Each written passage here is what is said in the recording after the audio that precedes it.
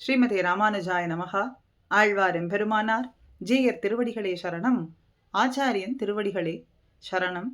எம்பெருமானாலே அனுகிரகம் பண்ணப்பட்டவர்கள், அவனிடத்துல ஆழ்ந்த பக்தி கொண்டவர்களான ஆழ்வார்கள் தானான நிலையிலே எம்பெருமானோடு சேர்ந்திருக்கக்கூடிய சமயத்துல தானான நிலையிலேயும் அவனிடத்திலே ஒரு பிரிவு, அவனை விட்டு ஒரு பிரிவு என்பது ஏற்பட்ட சமயத்திலே பெண் நிலைமையை எய்தியும் தோழியும் தலைவியும் தாய் பாசுரங்கள் என்று நம்மாழ்வார் சொல்லியும் திருமங்கையாழ்வாரின் இடத்திலேயும் நாம் காணலாம். அவர்கள் அருளி செய்ததான பாசுரங்கள் மூலமாக நாம் காணலாம். பல திவ்ய தேசங்கள்ல என் மகளுக்கு என்ன நினைத்திருக்கிறாய், என் மகள் உன்மீது மயல் கொண்டவளாக இருக்கின்றாளே, அவளுடைய இந்த நிலைமையை பார்த்து நாங்கள் என்ன செய்ய முடியும்? இவளிடத்துல செய்ய வேண்டும் அப்படின்னு சொன்னால் உன்மீது மயல் கொண்டதனால் தான் இவள் இப்படி இருக்கின்றாள்.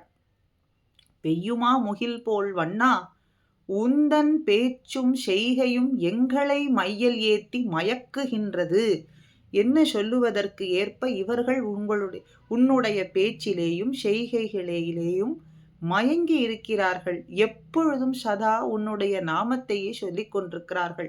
எந்த வஸ்துவை கண்டாலும் உன்னோடு சம்பந்தமுடைய வஸ்து, உன்னையே ஞாபகப்படுத்தக்கூடியதான வஸ்துவாக இருக்கின்றதுன்னு சொல்லிக் கொண்டிருக்கிறார்களே, அப்படி இவர்கள் இந்த நிலைமைக்கு நீ என்ன செய்வதாக நினைத்து கொண்டிருக்கிறாய்? உன்னுடைய திருவுள்ள குறிப்பு தான் என்ன என்று தாய் பாசுரமாக திருமங்கையாழ்வார் பதிகத்திலேயும் நம்மாழ்வார் பதிகத்திலேயும் பல இடங்கள்ல நாம் பார்க்கலாம்.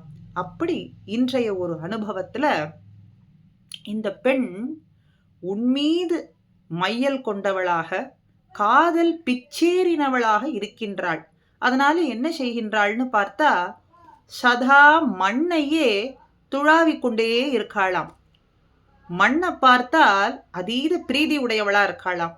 ஏன் இப்படி செய்கிறாய் அப்படின்னு கேட்டா, இது வாமனன் மண், வாமனன் திருவடிகள் பட்ட மண்ணா, அதனாலே அந்த திருவடி சம்பந்தம் பெற்ற மண் என்கின்றதனாலே எனக்கு பிரீத்தி உடையதாக இருக்கின்றது என்று சொல்றாளாம். ஆகாசத்தை பார்த்து அவன் மேவி உறையும் இடமான ஸ்ரீ வைகுண்டம் இங்கேதானே இருக்கின்றது என்றும் சொல்லி கொண்டிருக்காளாம். அவனை காண பெறாமையாலே கண்களிலிருந்து கண்ணநீர் இறைக்கும்படியாக இருக்காம். அப்படி இறைச்சு இறைச்சு கொட்டும்படியா கண்ணை தாண்டியும் கண்ணீரானது அப்படியே பெருகி கொண்டு இவளுடைய நிலைமையை எடுத்து சொல்லும்படியா இருக்கு. சதா அவனுடைய நாமத்தையே வாய் வெறுவி கொண்டே இருக்காளாம். வெங்கடமே வெங்கடமே என்னும் வாய் வெறுவுகின்றாளாம். ரங்கநாதா திருவரங்கம் எங்கே எங்கே என்னும் வாய் வெறுவுகின்றாளாம். இப்படி வாயானது வெறுவிக்கொண்டே இருக்கின்றதாம். இப்படி இந்த பெண் இந்த நிலைமையை அடைந்திருக்கின்றாள் அப்படின்னு சொன்னா, இந்த நிலைமைக்கு என்ன செய்ய காத்து கொண்டிருக்காய்? இந்த பெண்ணுக்கு என்ன செய்வதாக உன்னுடைய திருவுள்ளத்துல குறிப்பு கொண்டிருக்காய் அப்படின்னு தாயார் உருகி எம்பெருமானிடத்துல சொல்றதாக பாசுரம் அமைந்திருக்கின்றது. மண்ணை துழாவி வாமனன் மண் இதுவென்று அப்படின்னு சொன்னா, மண்ணை துழாவி கொண்டிருக்காள். இந்த மண் எப்படிப்பட்ட மண்னு சொன்னா வாமனன் திருவடிகள் பட்ட மண் அப்படின்னு இந்த இடத்துல காட்டார். அப்படின்னா பூமி எல்லாம் அப்படின்னு அர்த்தம். அத்தனை லோகங்கள், பூமி முதலான ஊர்த்வலோகங்கள் எல்லாவற்றையுமே அளந்து கொண்டான் அப்படிங்கிறத இந்த இடத்துல சூச்சகமாக காட்டார். அப்படி அத்தனையும் அளந்து சுவாதீனமாக்கி கொண்டு கிருத்தகிருத்தியனாய் எனக்கு சுவாமியாய் இருக்கக்கூடியவன். இந்த செய்கையை செய்ததனாலே அத்தனை பேருக்கும் அவனே சுவாமி அப்படிங்கிறதையும் நிரூபித்து காட்டி எனக்கு சுவாமியானவன். சோ சுவாமியானவன் அப்படின்னு இந்த இடத்துல காட்டார். இந்த செயலாலே வேண்டினவர்கள், வேண்டாதவர்கள், ஆசை உடையவர்கள், ஆசை அற்றவர்கள் அத்தனை பேரினுடைய தலையிலேயும் அவனுடைய திருவடிகள் வைத்து அனுகிரகம் பண்ணினதே. இப்படி இந்த செய்கையினாலேயே என்னை தனக்கு என்று அடிமையாக்கி கொண்டு எனக்கு சுவாமியானவன். மண்ணை துழாவி அப்படின்னா பூமியெல்லாம் துழாவினதனாக கொள்ள வேண்டுமா அப்படின்னு கேட்டா, அதற்கு இந்த இடத்துல சொல்றார், அவன் சம்பந்தம் கொண்ட இத்தைத்தானே விரும்பும்படியா இருக்கு.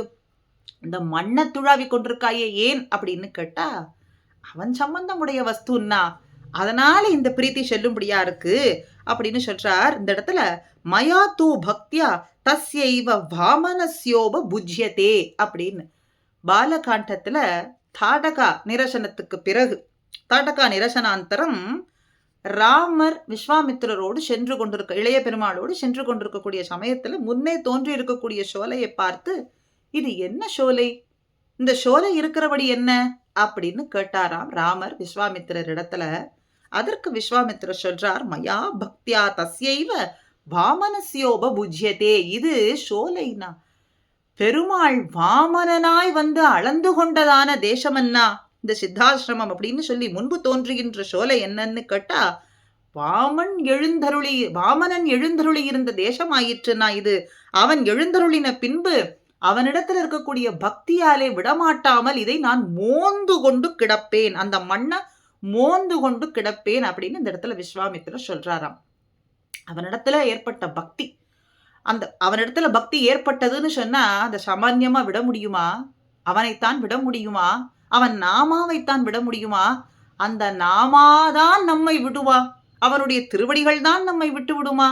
ஒன்றும் விடாது. அதனால அவனிடத்துல ஏற்பட்ட பக்தியினாலே விட முடியாதபடியான அந்த மண்ணை மோந்து கொண்டு கிடப்பேன் அப்படின்னு சொல்றாராம். ஏன் மோந்து கொண்டு கிடக்கிறாருன்னா, அவனுடைய திருவடிகள் பரிமளம் வீசும்படியா இருக்காம். அந்த திருவடிகளினுடைய பரிமளத்தாலே, அந்த திருவடிகள் இந்த மண்ணை ஸ்பர்சித்து அளந்ததுனால இந்த மண்ணும் பரிமளம் வீசுகின்றதாம். எப்பொழுதுமே பரிமளம் வீசக்கூடிய வஸ்துக்களைத்தானே நாம் மோர்ந்து பார்ப்போம். அந்த மண் அப்படி பரிமளம் வீசுவதனாலே அதை மோந்து கொண்டு கிடப்பாராம். அப்போ இங்கே பரகால நாயகிக்கு இது எப்படி இருக்கிறது? சம்பந்த ஓட்டைக்காக இவள் இப்படி செய்கின்றாளா? அவனுடைய சம்பந்தம் பெற்ற திருவடிகள் சம்பந்தம் பெற்ற இந்த மண்ணா இருக்கிறதுனால இவளுக்கு அது வேண்டும்படியா இருக்கான்னு கேட்டா, அதை காட்டிலையும் அவளுக்கு இதுதான் தாரகாதிகளாகவும் இருக்கின்றது. எல்லாம் கண்ணன்னு சொன்னா, உண்ணும் சோறு தின்னும் வெற்றிலை பருகு நீர் எல்லாம் கண்ணன்னா, அதுபோல இவளுக்கு எல்லாமே இந்த மண்ணாகவே இருக்கின்றது அப்படின்னு இந்த இடத்துல காட்டுறார். துழாவி அவன் பக்கல் ருச்சியுடையவர்கள் அப்படின்னா ஒரு பொழுதும் வஸ்துவாகிலும் அதை விடமாட்டார்கள். அவனை விடமாட்டார்கள், அவன் நாமத்தை விடமாட்டார்கள், அவன் திருவடிகளை விடமாட்டார்கள், கைங்கரியத்தை விடமாட்டார்கள், அவன் அடியார்களுடைய சம்பந்தத்தை ஒரு பொழுதும் விடமாட்டார்கள். அது போல அவனிடத்துல ருச்சி உடையவர்கள் எதையுமே விடமாட்டார்கள் அப்படிங்கிறதுனால இந்த இடத்துல சொல்றார், பெருமாள் சஞ்சரித்து அருளினதை விடமாட்டாமல் இருக்கின்றேன். இந்த மண் அப்படிப்பட்ட பேரு பெற்றதா இருக்கு. அவன் சஞ்சாரம் பண்ணின மண்ணா, அவனுடைய திருவடிகள் சம்பந்தம் பெற்ற மண்ணா, அதனாலே இதை விட முடியாமல் இருக்கின்றேன். விடமாட்டாதபடியை இந்த இடத்திலே கேட்டு அருளுகின்றார். அப்ப விஸ்வாமித்திரர் இந்த இடத்துல சொல்றார் ராமன் இடத்துல, அவன் அருளின இடம்னா, அவன் அனுகிரகம் பண்ணின இடம்னா, வேண்டினவர்கள் வேண்டாதவர்கள் அத்தனை பேருக்கும் இறங்கி வந்து அருள் செய்தான்னா, அதனாலே விடமாட்டாதபடி இருக்கேன். அதனாலே சம்பந்தம் கொண்டு விரும்பும் அளவு மாத்திரம் அல்லாமல் தாரகத்துவமாகவும் விரும்பும்படியாக இருக்கின்றதாம் பரகால நாயகிக்கு. இந்த மண்ணே தாரகாதிகளாகவும் இருக்கின்றதாம். அதனாலே மண்ணை இருந்து துழாவி அந்த சம்பந்தம் மேலும் மேலும் விரும்பும்படியா தாரகாதிகளாகவும் இருக்கும்படியா செய்து கொண்டிருக்காளாம். இது இங்கே கீழே.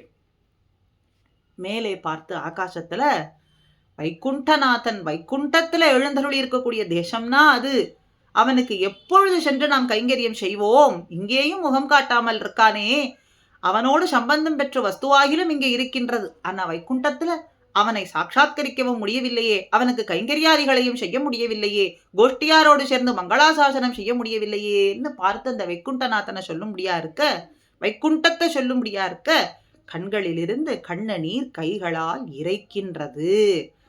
கங்குலும் பகலும் கண்துயில் அறியாள் கண்ணநீர் கைகளால் இறைக்கும் சங்கு சக்கரமென்னு கை கூப்பும் தாமரை கண் என்னே தளரும்னு சொல்லும்படியா அப்படியே கண்ணநீர் கைகளா இறைக்கும்படியா அப்படியே பெருகி வருகின்றதாம். இந்த நிலைமையை பார்த்த உடனே தாயாருக்கு இந்த பெண் பிள்ளையினுடைய நிலைமை இப்படி இருக்கே, மண்ணை சதா துழாவிக்கொண்டு இந்த சம்பந்தம் திருவடி சம்பந்தம் பெற்ற வஸ்து பரிமளம் வீசும்படியா இருக்குன்னு சொல்லிக்கொண்டே சதா வாய் வெறுவி கொண்டிருக்காள். வெங்கடமேன்னு சொல்லும்படியா அங்க வைகுண்டநாதனுடைய ஸ்தலத்தை காட்டி காட்டி காட்டி இப்படி கண்ணீர் பெருகி கொண்டிருக்காளே, எம்பெருமானே இவள் திறத்து என் நினைத்திருக்கின்றாள், உன்னுடைய திருவுள்ள குறிப்புதான் என்ன அப்படின்னு ஆழ்வார் மனோபாவத்துக்கு ஏற்ப எம்பெருமான் அனுகிரகம் இன்னும் பெறவில்லையேன்னு சொல்லும்படியா தாயார் இறங்கி உருகி சொல்லக்கூடிய பாசுரமா அமைந்திருக்கின்றது. எம்பெருமானோடு சம்பந்தம் பெற்ற அத்தனை வஸ்துக்களுமே ஒசத்தி. அந்தந்த திவ்ய தேசங்கள்ல எம்பெருமானினுடைய குணப்பிரபாவம் எப்படி இருக்கோ அந்த திவ்ய தேச வஸ்துக்களும் அதை பரிமளிக்கின்றதுன்னு ஆழ்வார்கள், ஆச்சாரியர்கள், வியாக்கியானாதிகள்லாம் நமக்கு காட்டி கொடுக்கிறார்கள். அதனாலே திவ்ய தேச வாசம் ஏற்றம், திவ்ய தேச நாமத்தை சொன்னாலே அதுவும் ஏற்றம், திவ்ய தேச எம்பெருமானுக்கு கைங்கரியங்கள் ஏற்றம், திவ்ய தேச அடியார்களோடு சேர்ந்திருக்கும்படியான அந்த சேர்த்தியும் ஒரு ஏற்றம்தான் அப்படின்னு இன்றைய பதிவு. ஸ்ரீமதே ராமானுஜாய நமஹா.